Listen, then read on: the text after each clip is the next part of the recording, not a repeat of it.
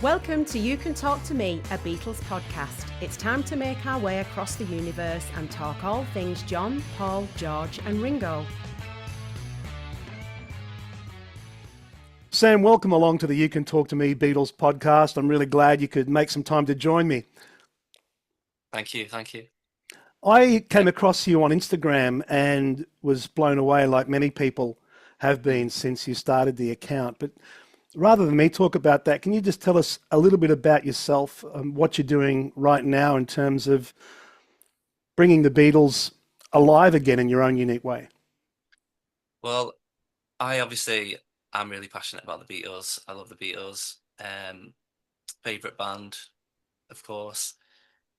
And everything that I'm doing is basically just trying to give a different insight into the Beatles that people might not have heard before. So I get tons of messages about like thanking me about um, I never heard the Beatles in this way. I do harmonies, I break down the songs, I give insights into the songs that people didn't even know. Um, and that's what I'm trying to do. And it's almost like people say, like, how long can you do this for? This Beatles insights that you do.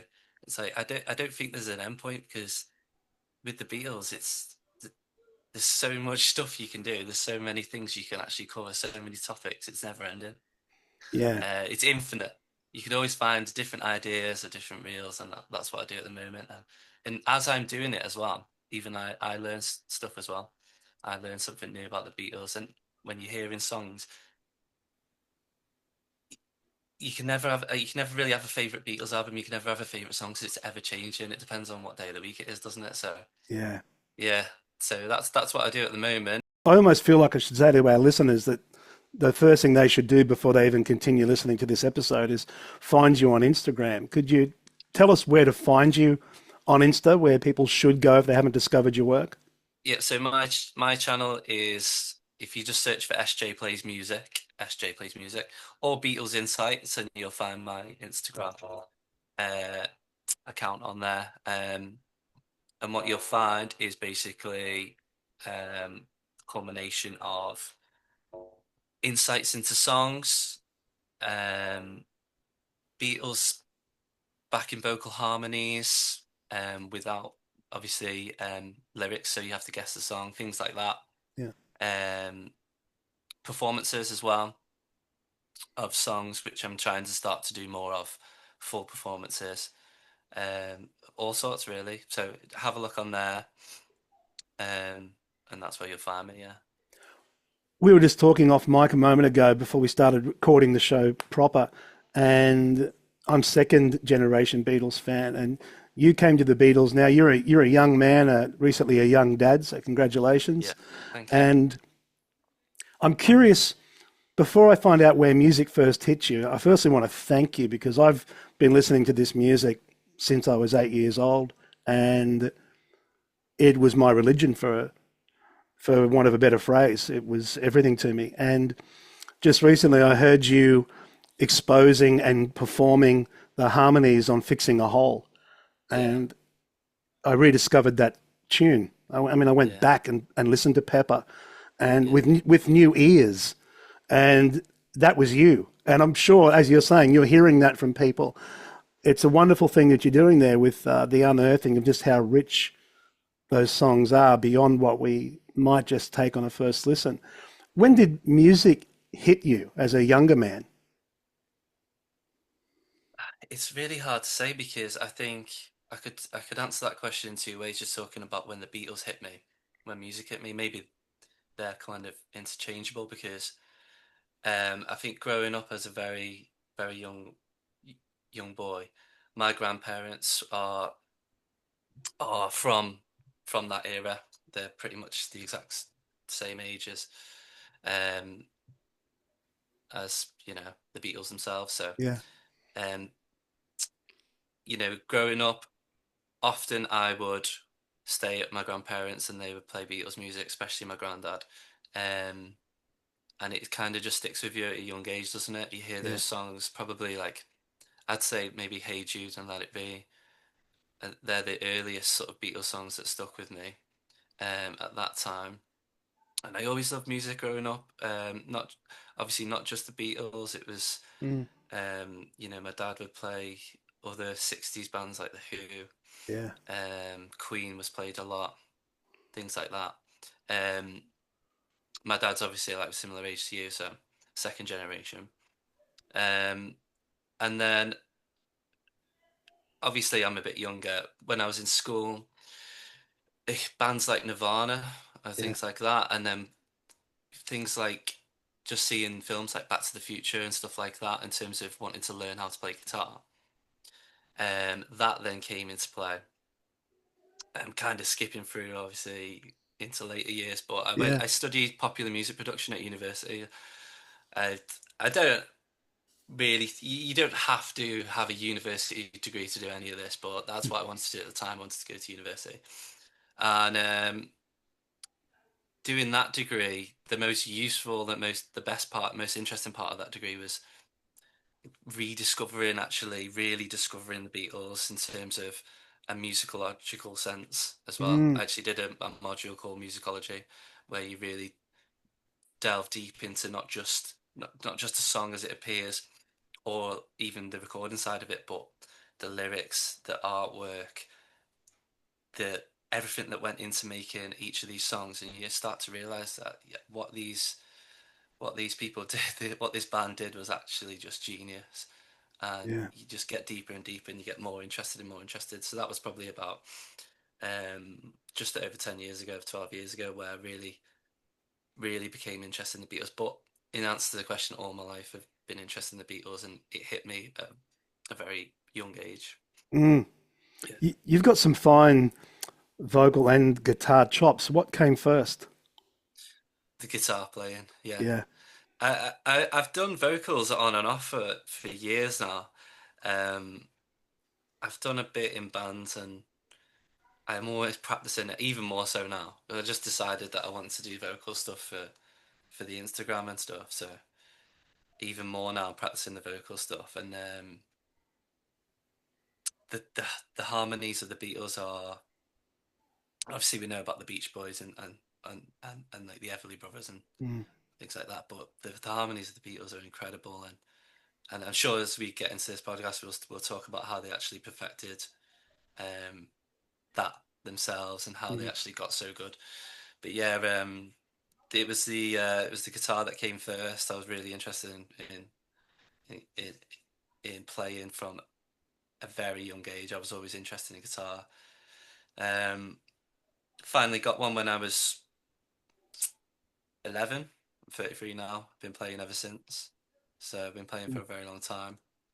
And yeah. things just snowball, don't they? From there, you get interested in the guitar, and then you want to learn more about music. Then you want to learn how records are produced, and etc. etc. etc. Yeah. I remember when Free as a Bird was released, and that day came, and the world was waiting, and I was getting ready to drive to work, and I had to listen to it in the car on this FM radio. And what hit me and moved me to tears was less the song, because I was aware of Lennon's demo and I knew the history of it before I'd heard what they were doing with it. It was when those harmonies kicked in, and I didn't Yeah, expect that. And I remember thinking, oh, that's that sound. It's those harmonies. It's the blend of those voices, almost yeah, like you get that blend of, the Everlys, or when you hear siblings bring harmonies together, there's something yeah, magical. They almost had that sibling yeah, kind of thing, like the Beach Boys, that you yeah, can't kind of put your fingers on. You may be able to more than I could, but I remember that moved me, just hearing those voices lock in. And those harmonies were there right out of the gates from the debut album. hmm Did you find that yourself? And do you think that it was beyond just their 10,000 plus hours in Hamburg? They were obviously getting those harmonies down way back in those sweaty clubs, weren't they? yeah. Yes, and I think that it's just a unique chance in the universe that Hmm. these three voices happen to make this beautiful sound. I think it's to do with the unique differences in John, Paul, and George, and obviously Paul and John in particular wanted to to kind of be like the Everly Brothers on certain songs anyway. They use that to kind of influence. So Paul's always doing the high harmony, most of the harmonies. John's usually doing kind of the mid-range harmony, with George doing these really cool low parts, which are Mm. nowhere near the melody. Yeah. But yeah, as early as something like This Boy, where you really hear, Hmm. you know, you can really master these three-part harmonies. Like, it's incredible, really. You With said what? something a moment ago that I just wanted to unpack for the layperson, myself included. When you say George with that unique blend, nowhere near the harmony, I never really appreciated that until I heard you break apart some three-part harmonies on your Instagram channel, and I thought, Yeah, how did George even navigate his way yeah, into that? It yeah, sounds out, and yet when it's in the blend, yeah, you can't not have it. Could you just yeah. describe what he's specifically doing in that mix for people? In If you take like a three-part harmony, there's three different melodies going on, and I think they approach it the same way as they would write chords in a song. So often they would actually figure these harmonies out using a guitar. So we've got my guitar here. You got three notes there. One, two, three. You got a high note, middle note, low note, and any sort of basic melody that John is singing. It's interesting if you to ask people, if you take like This Boy, like when you hear that, because it's a blend of three melodies, like what are you hearing the most? Because John's actually singing the low melody, and George is singing a kind of lower harmony. But I think they would just break it down like the same way you would break down chords in a song, and it's fascinating to hear isolated George's melodies that he's singing over the top, and how different they are, and how tricky that actually is when you're performing, to kind of zone out of the melody of the main song Yes. and just focus on what you're singing. That's what I find most fascinating about doing them, because that it just takes me so long to do often George's ones, and people always point it out on Instagram. They always comment like George's are the hardest. Okay, not necessarily the highest, Yeah. not necessarily the hardest to execute. They're always Paul's ones, very difficult, but really the hardest to try and zone in on and block everything out.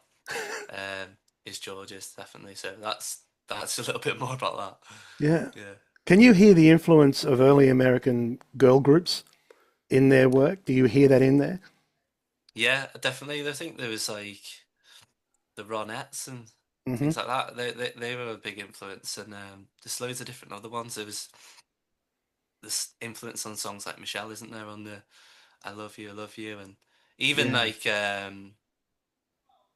This Boy is supposed to be kind of Smokey Robinson, isn't it? It's supposed to be Yeah. that type of John trying to write a song like that. So, but the girl groups definitely, yeah, absolutely.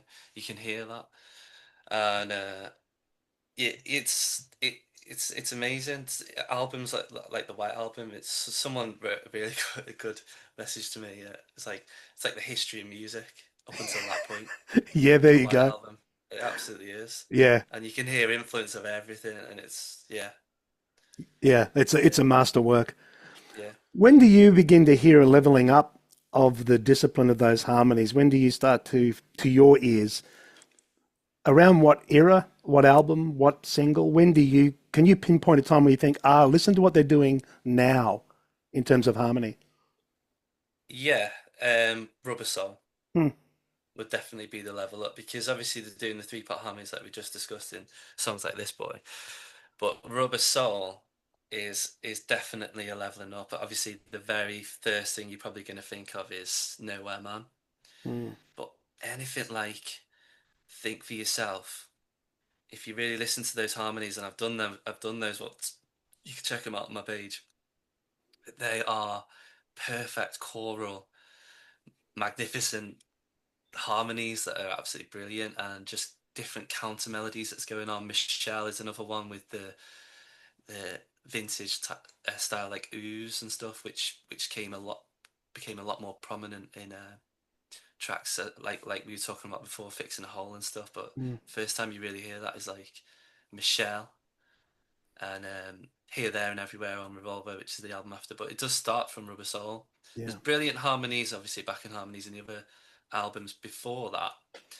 But I was listening to obviously different stuff the other day, and it did occur to me that it was probably Rubber Soul where that change became Yeah. the most prominent. I don't know if you agree, but Yeah. for me, that is yeah, I remember the very first time I heard Rubber Soul and You Won't See Me kind of smacked me in the face.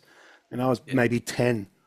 But I just remember those harmonies there caught my ear for the first time where there was this other story going on. yeah, Similar with You're Going to Lose That Girl. To me, they're kind of slices of epic, perfect pop. yeah, And this wonderful storytelling that they're doing against the lead vocal. yeah. And that goes back to what you were just saying about the American girl groups and stuff like that, and how that's influenced, and you can hear it on there. And yeah, that's a good example as well. You Won't See Me. It's got the oohs and the lahs and all that great stuff that we already heard, but now we're just kind of taking it to a new level now. Um, yeah, absolutely agree with that as well. There's something you said at the start here, which reminds me of something that comes up a lot in discussions we've had on the podcast, where particularly when I'm talking to authors, and they'll say how great the story is, that it's endlessly fascinating. You can go down rabbit holes and Yeah, veer off here and veer off there, and it's endlessly fascinating. Just the yeah, story of the four men, if you take yeah, away the music. You're yeah, saying the same thing, that from a musical perspective, the deeper you go, the higher you fly. The deeper you yeah, go in, yeah, there isn't any point where it becomes uninteresting. It's this yeah, this richness that keeps giving. Not bad for yeah, four guys that with no formal training and yeah, cannot read music yeah, that have created this body of work that is still endlessly fascinating, no matter how long you go in and around it. yeah. It's amazing, isn't it? And just to answer a few points on that, like the body of work that they've given us, the content that you can actually create just talking about the Beatles and breaking it down is never ending. You could go on forever. There's always something new. And yeah, not bad for four lads from Liverpool who are like you said, not musically trained in us. There's something special about the way I've always thought, and it doesn't occur to many people, but the way, especially Paul, but you could say it about all of them Mm, really. But with Paul in particular, the way he will write, well, let's just say Paul and John actually, not just let's isolate Paul. yeah. The way they would write music and the way they would just channel something. I've heard stories of them just being like eyeball to eyeball, just writing these songs and kind of just switching off and just letting something come in from Mm, like the universe or something. I don't know how. I don't think Paul can even explain how he does it because, like I said, he can't. He's not going to write it down as sheet music. It doesn't work like that. It's just something within, and that's one of the most incredible things I've always found about John and Paul in particular, about the music that they've created. It just comes from within, and yeah, absolutely, absolutely incredible. There was a quote that I've told a couple of times on the pod, but I feel like I need to tell it again. I was speaking with Alex Lloyd, who's one of Australia's finest singer-songwriters, and has got a wonderful body of work behind him. And Beatles influence, but when he was asked about that inspiration when he's in the creative process, he couldn't quite define it, that it's something magical. And I Mm, remember Paul saying that it's almost like, to paraphrase, it's almost like a ghost comes in and whispers to you and yeah, guides you. yeah, And if you look behind you to see the ghost, he said, I'm afraid if I think too much about trying to answer that kind of question, yeah. the ghost will vanish I and love won't that. and won't come back. I love that. Yeah, And so he was almost saying, I don't want to answer a question like, where yeah, does it come from? In yeah. case I shut the door on where it comes from. Yeah, absolutely. And I think that I agree with that 100% because I think it was George Martin, you know, at one point wanted Paul, maybe get interested in the theory of music and stuff like that. It's like, no, I don't want to know how this is done because I might start thinking too much about it. I can absolutely relate to that because I kind of know a good amount of music theory, but I've also took that advice really and kind of I stop at a point. I always don't want to know because, like, if I ever want to be creative or I want to, I don't want to know too much about what it is. I just you're using all your influences that you've heard in your life. You're going off how you feel and stuff, and you just letting whatever comes out in a sort of automotive way, switching off, but kind of just letting it come out. And that's definitely what Paul does. A lot of his Yeah, songs come into him in dreams, or just from osmosis, just falls into his brain. So yeah. I always find it incredible. I remember studying drama years ago and had a great mentor, and I remember him saying in a class once, uh, learn lines, think of craft, then forget craft and forget lines and Hmm. feel. Just be Hmm. present, just be there. So it's almost like know it and then Hmm. forget it. Yeah, you know, absolutely. Yeah, yeah. That is true. it That says is something true. about the I creative love that. process. But Yeah, no, it is. you had a post that I went back and watched a couple of times because I thought it was an interesting take. Yeah. If one song's come up again and again on this podcast when I'm talking to musicians, it is All My Loving. That song comes up again and again. And I'm just going to quote you here. You had a post where you were saying, asking the question, is All My Loving the most haunting of all Beatles songs or Beatles tunes? Hmm. I found that fascinating as a take on things, particularly with someone as proficient as you are vocally and on your guitar. Could you explain that for us? What is it about that tune? I think it's because the perception of it immediately is like it's a kind of it's boppy tune. It's the Beatles. It's it's Beatlemania era. It's that, but it's never been that for me ever anyway. And it isn't that really when you listen to it. In terms of the melody, you've got a lot of these minor chords. There's a lot of sadness really in Hmm. those chords when you listen to them. Um, the lyrics mainly, it's like a love letter from the road as well. So that's another aspect to it as well. The harmonies in it are not typical happy harmonies. The kind of just to be a little bit musical technical, the kind of fifth harmonies, not thirds. So it's got that melancholy feel to it. Haunting in the sense there's a lot of like unique aspects to it. There is a famous story that obviously I talk about in the video where it has been documented that the song was played at the time of John Lennon's death in 1980. It was if you look into it, it was kind of a Muzak version that plays over the hospital tannoy that was part of their like playlist of background music, but still creates this kind of Hmm. mythical, kind of haunting feel to the song, like as if that would actually play, confirmed by many people, by the way. You can actually look this up. Yes. As if that would play, that is incredible. And when you listen to the songs, and it's one of John's favorite of Paul's. Um, yeah, it's just incredible. It just sticks with you, and you never Yeah. hear it quite the same again after you've kind No, of no, that's right. yeah. What do you think of That's the solo there? Is that to your ears? Is it a little Carl, a little Chet with George? yeah, it is, and that was what was one of the influences, I'm sure. As Chet is definitely an influence on songs like Michelle, but on All My Loving, yeah, it's got that country feel to it. It's got that twang, hasn't it? I quite like it, Yeah. that finger picking style. Just play it with his fingers. At least I did anyway. But yeah, it's got that. It actually worked quite well with my Telecaster as well.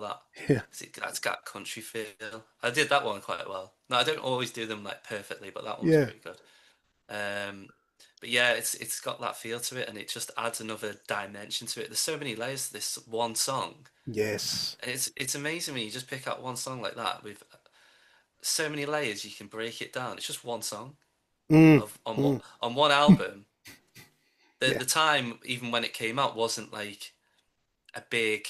It wasn't picked out on the album as a big one to push either. It was just an album track initially, and obviously it's not. Obviously it's a special song, Yeah. and that adds to it as well. Adds to the uniqueness of it. So There was yeah, something my nephew played for me once. He showed me this chord in the middle of I Want to Tell You. And he showed this to me some time ago.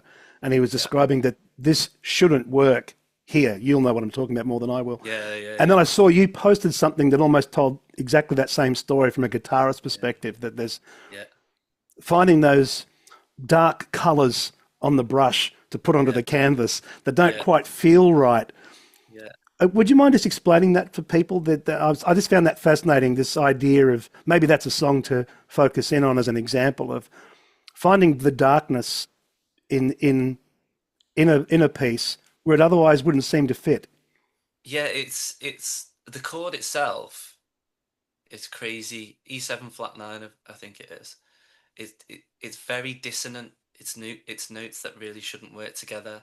Play it on its own, it kind of sounds kind of makes you feel uncomfortable. But in and amongst the context of the music and the way the Beatles can actually throw these types of chords in and make them, work together is something that is, yeah, it's another thing that you can't quite teach and you can't quite put your finger on it. But Mm. they just knew how to throw these very tense chords in to build that tension in the song, and then the chord after is usually a nice one. You get that relief. It's like a They knew how relief. to, Yeah. yeah, they knew all these musical tricks. They picked it up from years and years, and as they started to get a lot more proficient and a lot more professional in their approach to songwriting, like Revolver, which that song's on, Mm. you see it more and more, and you start to get more complicated chords, and like how far can we push this? Not just the production and the music, but how musically how can we push this? And that's just one example of them doing that. Absolutely, and Mm. yeah, early examples would be going back to something like All My Loving as well, because you've got that Mm. in the kind of bridge and the kind of chorus, you get that build up of tension on that All My Loving bit, and then it resolves, and then it goes back into the melody, or hits the solo. So they've always had those little tricks like that. Just got a little bit more complicated as they progressed. Yeah. Just while we're talking guitars, I might Mm. stay in that space before we move into harmonies again. Yeah. Would you mind just explaining to us? I found this fascinating when I caught it from you on Instagram. The tritone or the devil's interval.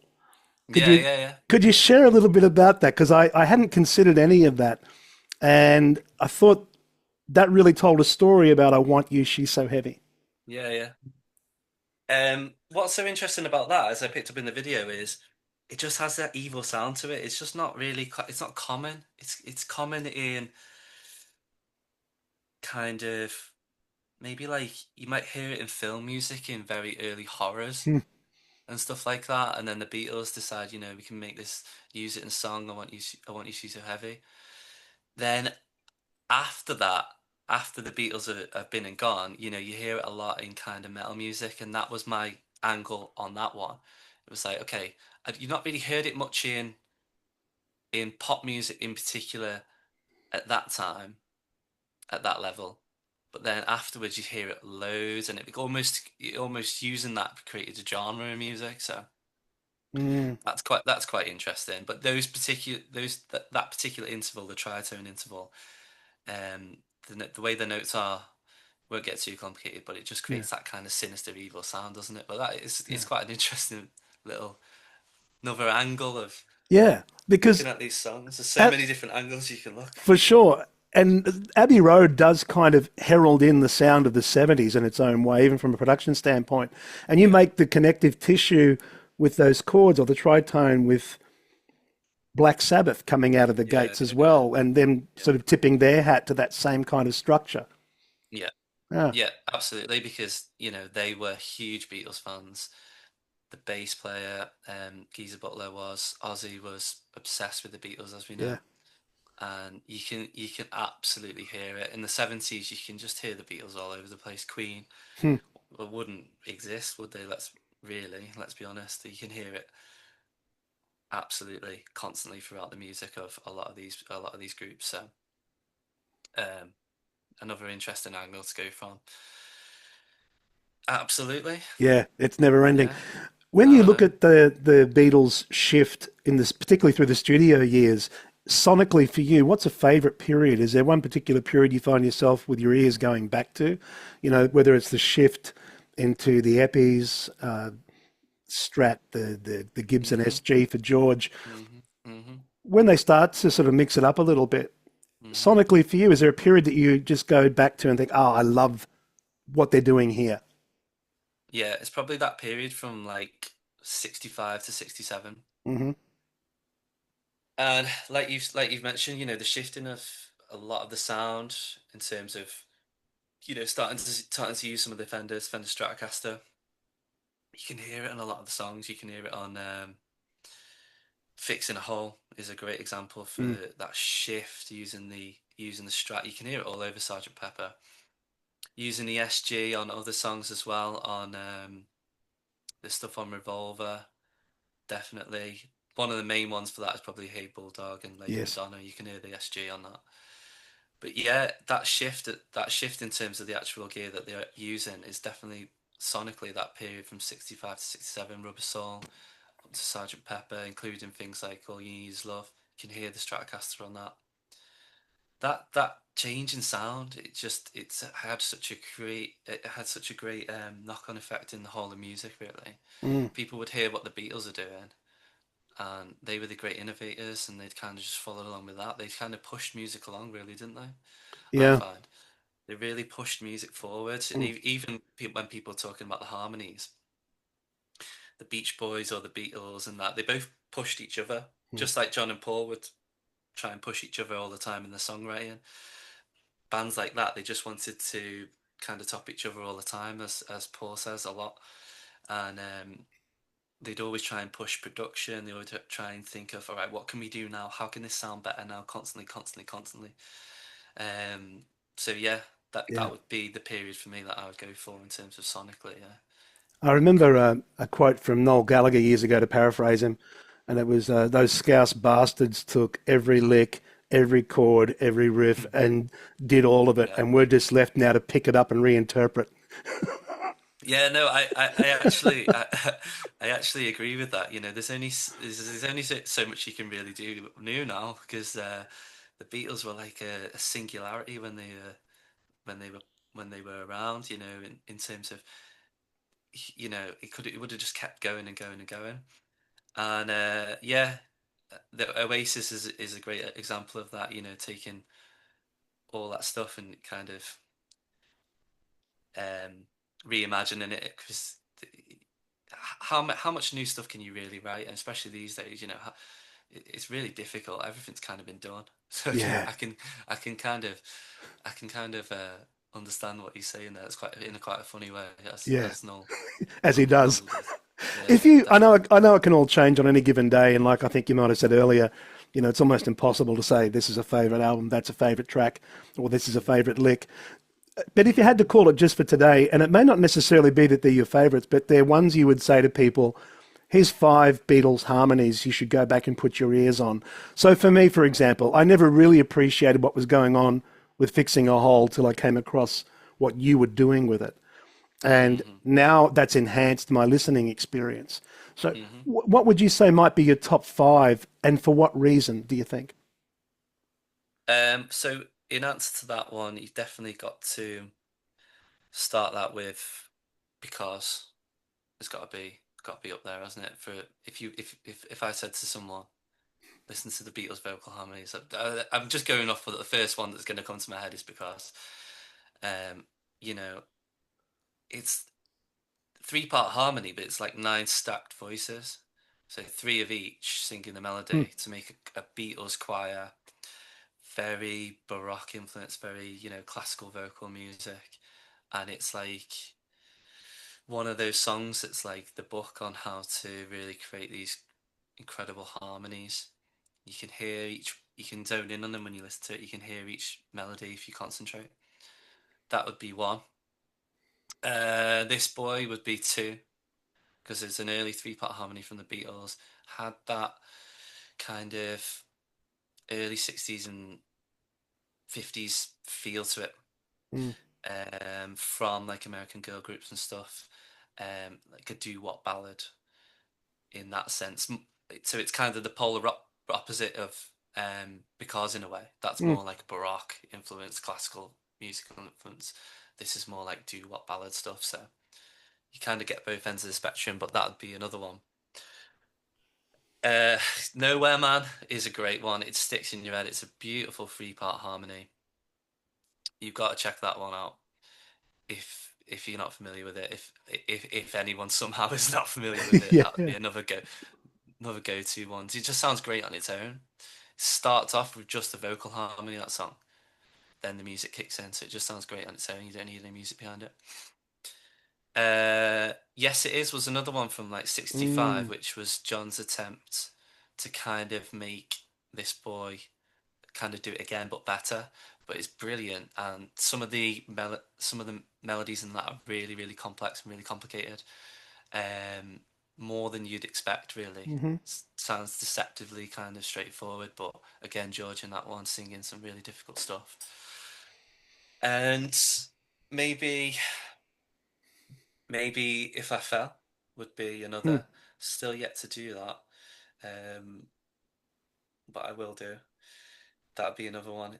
The harmonies in that are so good, so beautiful, very intricate and well balanced. And they would definitely be five that I would pick out. Yeah. And they're kind of all from different eras, almost Yeah. anyway. So kind of a great spread across the Beatles catalogue on what I think are the best harmonies. Yeah. Um, they're all kind of three-part harmonies, or most of them are three-part harmonies that I picked. There's some kind of fun harmonies that I'm gonna kind of add to my channel soon as well that you might not have thought were that intricate, which is one's Octopus's Garden, which is the next one I'm going to do. I think I might do that today actually, or later on.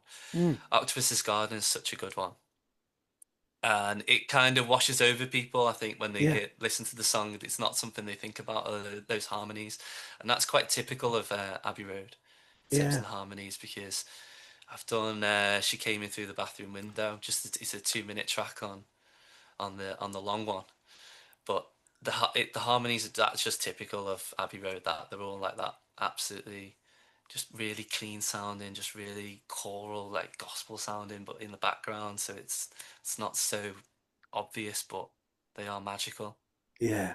Yeah. definitely. You're the living embodiment of the power of that music going through generations. I think, as you were saying earlier, you've got people from first generation reaching out to you saying, I'm hearing this now like I've never heard it before. Thank you for that. I imagine you're also getting people of your own age and younger that are also finding you're a doorway into that catalogue.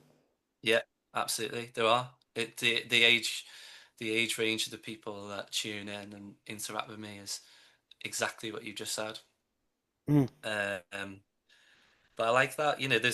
There's a lot of young people I think that are getting interested in the Beatles and realizing actually what they did to give us basically what we have now. yeah, Um, I think Sean Ono Lennon said he's worried that people are going to forget about the yeah, Beatles. He doesn't want people to forget about the Beatles, but as long as maybe there's people like myself just keeping doing what we're doing, we're showing people what the Beatles gave us and the depths and dimensions to this music that we might not have heard before, that we maybe didn't have the ability to hear, especially older generation when it came out. They don't have the ability to maybe the technology to really break down this stuff. mm, It's a lot harder um, when you've just got a record to maybe zone in on that stuff, or if you don't play an instrument, maybe you can't quite break it down in the same way that I can. But yeah, as long as people keep pushing the Beatles out there with this type of stuff, I think I don't. I would say to Sean Lennon that I don't think there's any chance that we're going to forget about the Beatles. I think we're going to be talking about the Beatles in many, many, many, many years to come, long before long after we're here. yeah. That's for No, sure. yeah, absolutely. Yeah. I'm just curious, a little off script, but with everything we're talking about, I'm just Mm. wondering what you might say is your favourite middle eight. They were the masters of the middle eight, right? Mm. They Did you have one that just you go to in your mind? You just think, I love that shift. Well, that's a really good question off the top of my head. I don't know. I can say for me, I remember again being a kid. First time Mm. I heard Beatles for Sale, I'd sit there in front of the record player, look at the back Mm. of the album, and I didn't know what these songs were. I just knew it's Yeah, new music for me. yeah, And I remember the opening track on Beatles for Sale, No Reply. yeah, yeah. And I remember hearing That's that. I can still remember hearing that shift that they don't go yeah, back to more than once. Yeah. and I can still remember the tingles down my spine. I can still Yeah, remember yeah, that yeah. as a kid.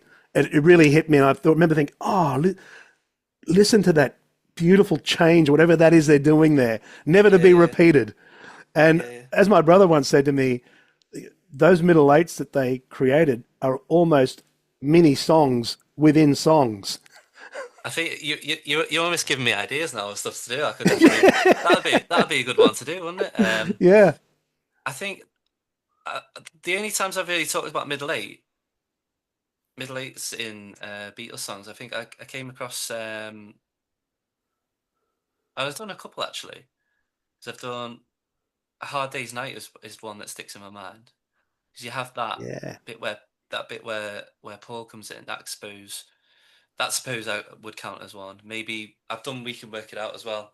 yeah, Like where they come in with the harmony. Life is very short. But yes, sometimes it's difficult to really pick up middle eights in songs. sure, But yeah, Michelle's is another one that came into my mind. But um, this boy, this one mm, depends. It depends how you look at it as a middle eight. yes, But yeah, yes, those because it changes the dynamic of the song when you switch it up like that. Like you said in No Reply, it switches. It doesn't come back. That's a great example. yeah. It's a great example. You've obviously Those few, in fact. you've got those guitar tones down, and and your playing is impeccable when it comes to recreating the music. With your discovery of those parts as a musician, does it reveal them as players to you in a unique way that a layperson may not fully appreciate? Yeah, I think it's not a case of just when I've learnt those parts on guitar, I didn't just pick up the guitar and just play it there and then. It does. You have to run through it loads and loads of times. Um, not just the guitar, not just the guitar bits, but a lot of Paul's bass playing is really really tricky and it's dead fiddly. Um, I did I did Mr. Kite Mm, recently. I did it a collab with the guy who plays the bass on Instagram as well. He does the Beatles bass lines. But before I said to him I'm going to collab with him on that, I played it myself on the bass. So I'd learned it myself, and I remember getting frustrated with it because it yeah, just fiddles about so much.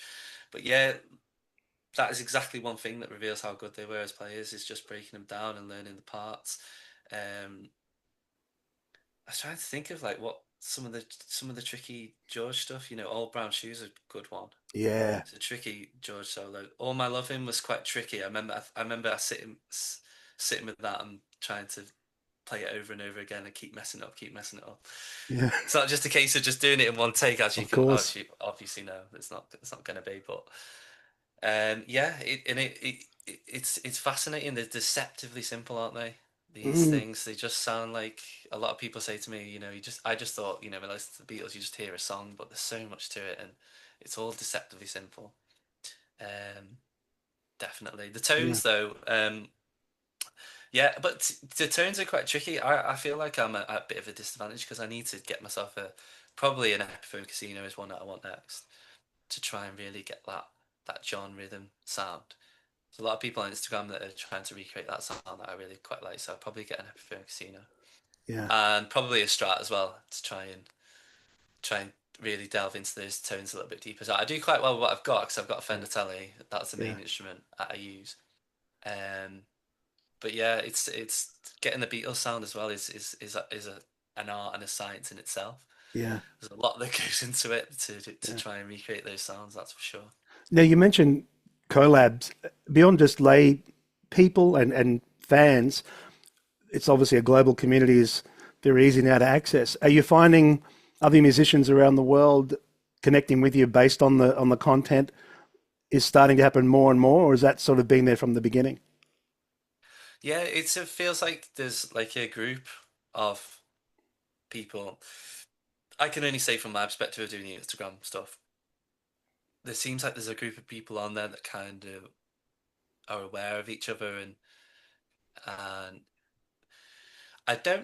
I don't think there's anyone that does specifically the Beatles in the same way that I do. There is other accounts that'll do um like explaining, you know, the Beatles chords and things and how to play the songs. But I don't think there's any other accounts that really do, like, I do an insight into the music from a musicological perspective. I break down the vocal harmonies, Yeah. the guitar sounds, the production, not just how to play the song on guitar and the basic chords.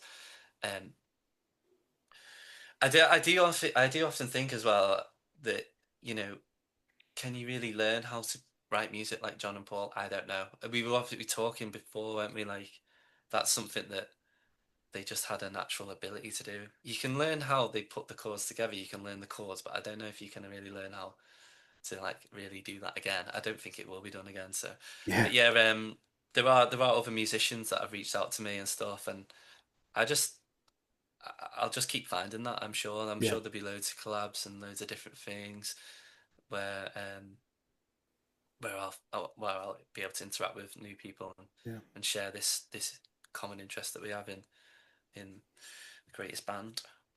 What's ahead for you musically when you look down the road for your own life as a vocalist, as a player? Where do you see Yeah. things ahead? So I just think that what I do at the moment, the Instagram is just a starting point as well, because I've really not been doing that for long. To be fair, I've only started it in November, and Mm. it's really gone quite interesting. I do want to go to YouTube stuff. People always asking me, oh, where can I hear like the full version of this song? Yeah. Have you got like an album or something? I'm like, no, I don't actually. I do just do the stuff for the purpose of an Instagram reel at the moment. I do want to try and expand it into doing longer stuff, doing more stuff. I definitely will move to YouTube. I do want to just try and maybe kind of level up the production aspect of what I've got now over the next couple of months, and try and make it better. But that's what will be coming. Will be more YouTube stuff, longer insights, more full performances will definitely be coming of songs, where I will break down the songs, pretty much every instrument of the songs. Mm. Um, when I get myself a hold of a piano or a keyboard and then a drum kit, because I can do the bits, I just don't have the stuff Yeah, to do, fantastic. which is yeah. So there you Well, go. I'll throw a link into Insta on the episode description so people can find a pathway to you very quickly. One Yeah. final question for you. Why do you think it is that these songs still matter? From a musical perspective, the Beatles catalog is like a how to write pop music. And that's why it'll go on. It's a how to write pop music, how to produce music, how to get certain sounds, how everything fits together. Um, Lyrically, you've got so many different messages in the songs that you can take away. All you need is love, Mm. within you, without you. Mm. You can learn so much just from the songs. You can learn how to be a poet. You can learn how to be a great guitarist. You can learn how to be a great singer. You can learn how to put a record together. Just from listening to the Beatles. If you had only one band that you could take to a desert island, I would say you got to take the Beatles. If you could take one album at the moment, probably um, the White Album at the moment for me. Yeah, But yeah, because, like I said to you before, it's like a history of music up until that point. And yeah, someone made a comment actually. I know we're wrapping it up, but someone made a comment to me I thought was interesting because it's not true. I don't think, but they said before at the beginning of every track on the White Album, it's the tuning into a radio station. I think mm, they've misheard something on it, but that what a crazy interesting concept that actually is. If that was actually true, and yeah, so at the beginning of each song, imagine you could hear like it's tuned into a different channel of a radio station. But that is a great way. I thought I'd misheard something then, and I listened to it, and I was like, no, that's not true. It kind of sounds like it on the track too, but it's not true. But that would have been genius if that actually did happen. yeah, But wouldn't it? that's like what it's like. It's like tuning into a different radio station on the White Album. You've got different types of music on Yeah, one album, one band. But that's why the Beatles will go on. That's my answer. beautifully said. Sam, thanks very much for joining me here on the pod. Thanks for keeping the flame burning as powerfully as you are, and continued Cheers, Mike. success on your journey ahead with everything still to come. Yeah, thank you very much. Thank you for asking me to come on, and it's been a pleasure talking to you. Likewise. Thank you, mate. We hope you enjoyed the show. You know the name, look up the socials. You'll find us on Facebook and Instagram where we can all come together. Make sure to like, comment, subscribe and spread the word. It all helps raise the profile of the You Can Talk to Me podcast. Thanks for listening.